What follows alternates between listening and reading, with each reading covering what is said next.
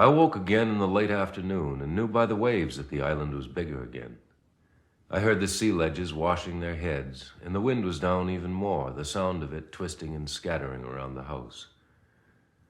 I warmed some water and made some tea and drank it, and went out to look at the seawall. Most of the top had been taken down and tossed in pretty confusion in my front dooryard, the quiet little place to the eastward of the house. The sea ledge was working to break up the swells, and the spray was light and easy, so I set to work arranging the stones. A little half-hued afternoon light from the westward sifted through the scud over the mainland, picking out the gentle reds and browns of the staggered, spray-wet ledge around me.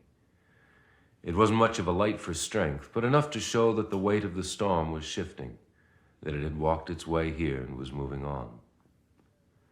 It's a kind of a sad and friendly thing watching a good storm go, knowing you'll never meet another one just like it.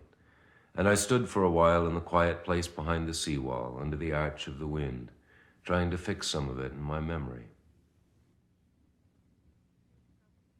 The sea takes trouble from you, takes worry and fear and illusion and anger and joy and joking and plans and ambition and love from you. Takes them, scatters them, gathers them, gives them back to you not so big or important as before. You're not anyone, really. You never were. Or you thought you were when your head was too small for your illusions. But illusions aren't important now. You don't have to be anything, even yourself, because yourself was just something you had to make up, and then you thought you had to carry it around with you. What a relief to lay it down and walk away and forget it. Just to be part of what's around you is enough.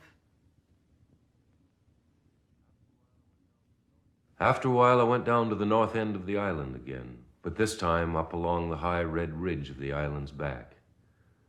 I saw them there, one boat grounded with a circling swell washing her keel among the sea ledges, the other lying off half a boat length behind her. I didn't go down this time, just squatted beside a jut in the high ledge and watched them work on the boat. The wind was down a little, still leaping around me, but I listened as well as I could to hear them singing.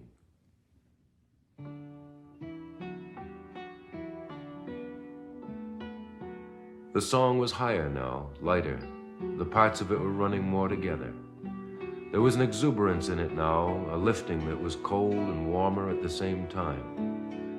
And there was a theme I could hear, and no matter where the song went, the theme came lifting into it again and again. And I knew I would hear the song again, and I knew the wind was going to change, and they would go.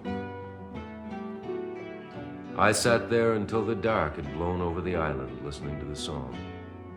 And then I went back along the high ledge in the slap of the wind and stood beside the house for a moment. I thought that I should hang out the lamp, but then I knew I wouldn't, because I knew why the island was there.